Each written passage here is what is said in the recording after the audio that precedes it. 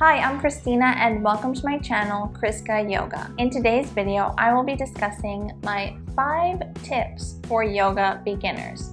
These are things that I wish I would have known when I first started out with my yoga journey. If you haven't checked it out already, I posted my yoga story. But basically in that video, I share how my first experience with yoga, I didn't really like it and I stopped for a long period of time before I started up again. So these are things that I wish I would have known. So maybe I would have just stuck with it and kept going instead of taking a break in between and just stopping, waiting so long to start up again. So if you're a yoga beginner, if you're new to yoga, definitely listen to these tips that I have for you. Before we get started, if you are not yet subscribed to this channel, I post 2 free yoga classes every single week. It is completely free to subscribe and I would love to have you as a subscriber. So let's get into my 5 tips for yoga beginners. Number 1 is listen to my words instead of looking at my body. So you can look at my body in the pose when I'm demonstrating for an example, but I would say listen to my instructions more carefully because I'm not perfect. My body is not perfectly aligned and my body is still working towards more flexibility, more strength. I do have some flexibility and I do have some strength, but it took me a long time to get there and it's going to take me a long time to get even better. So I know how the body needs to be in order to stay safe and achieve the pose correctly in the right way. And I think about what I say when I instruct you into a yoga pose. I'm saying this as a yoga teacher. When I am giving yoga instructions, yoga asana instructions, I put a lot of thought into what I'm saying and the instructions are carefully constructed so that you are able to achieve your optimal yoga pose. Sometimes my body may not look the way your body is going to look and that's totally fine, which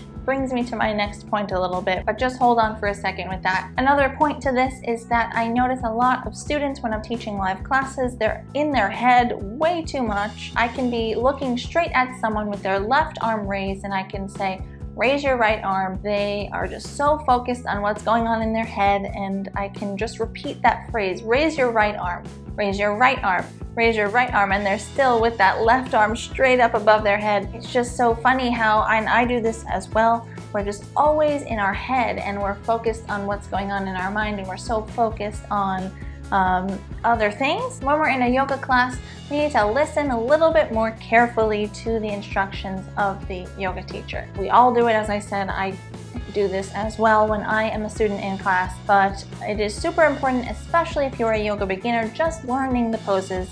Keep those ears peeled and listen really carefully to the instructions of your yoga teacher. My number 2 tip is don't judge a pose by the way it looks. This could go 2 ways. You could look at a pose and say that is way too hard and I'm never going to do that. Or you can look at a pose and say that is super easy, let's go for it, I'm ready, that looks too easy even. But poses can be deceiving and as we all know the phrase, don't judge a book by its cover. The same goes for yoga poses. Don't judge a yoga pose by the way it looks, especially by the way it looks on someone else's body who is completely different to you, or by the way it looks in an illustration you might see online or in a book. Illustrations are not always accurate in terms of anatomy, and other people's bodies will often not look like yours. So don't judge a yoga pose by the way it looks. Give it a try it out for yourself. You can look up pose tutorials online. You can reference a book, the instructions of a book, and try it out for yourself. You can ask a yoga teacher to instruct you on how to do the pose and try it out for yourself before you make a judgment about it. Which brings me to my next point, which is my number 3 tip. So you don't like the yoga pose, that means that you need it. For instance, there's a pose called King Arthur. I discussed this on my Instagram a little while ago. There's a pose called King Arthur that I've done a tutorial about on this channel a few years ago now. It is a very intense and deep quad stretch. And sitting down all day, especially now, I'm sitting down on my computer a lot. My quads and my hip flexors are very tight. King Arthur is really tough for me and I hate doing that pose.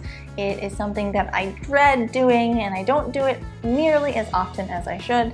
But since I know that I feel this way about this pose, I also know that this is a pose that I really need the most. This is something that my body is in need of. My body is in need of more flexibility and openness and ease in my hip flexors and in my quads.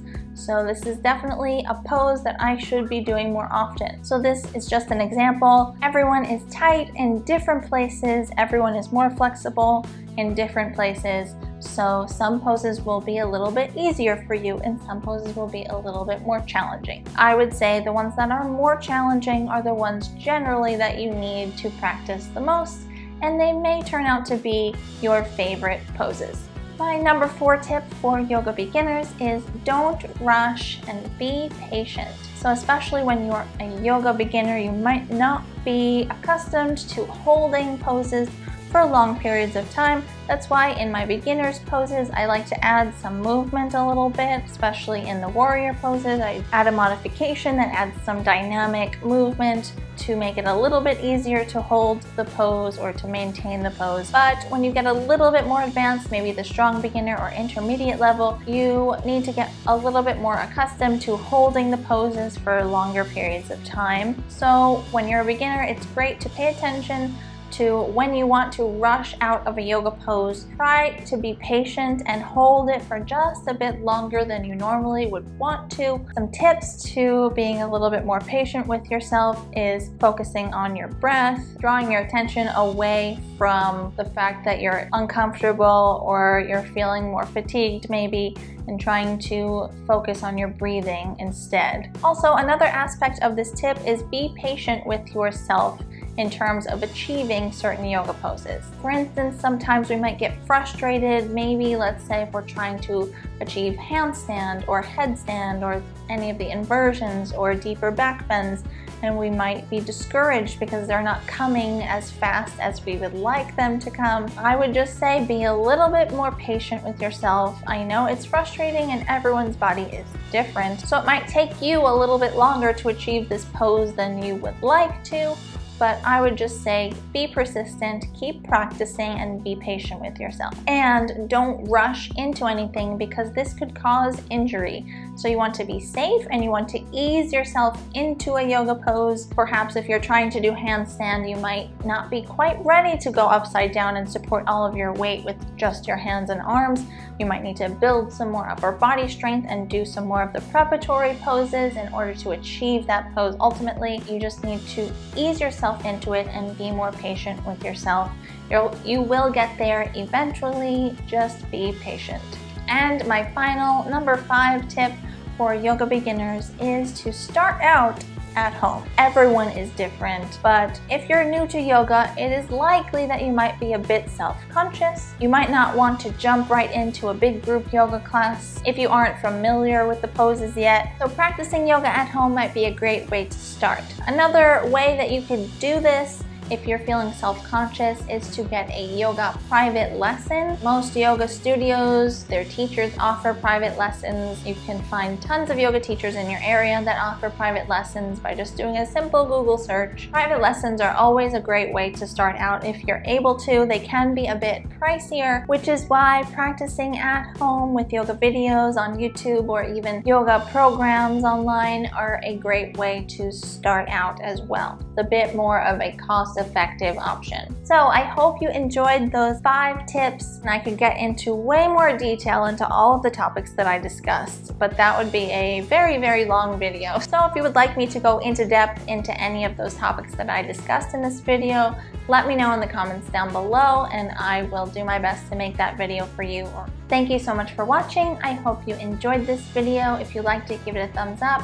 Leave me any questions in the comment section below, and don't forget to subscribe for 2 free yoga classes every single week on this channel. For even more yoga advice, helpful tips, yoga classes, free and premium yoga, check out chriskayoga.com, and you can follow me on Instagram for daily yoga updates, motivation, healthy living, behind the scenes of this channel on Instagram at chriskayoga as well.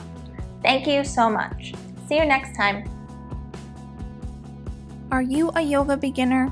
Do you want to build a solid foundation for your yoga practice? Do you want to learn an effective way to add more yoga into your daily life? If so, you can learn all of this and more with my Yoga Starter Kit program. This program is your very own yoga toolkit that will help you understand yoga at a deeper level and achieve so much more out of your yoga practice. So be sure to visit chriskayoga.com/yoga starter kit to learn more.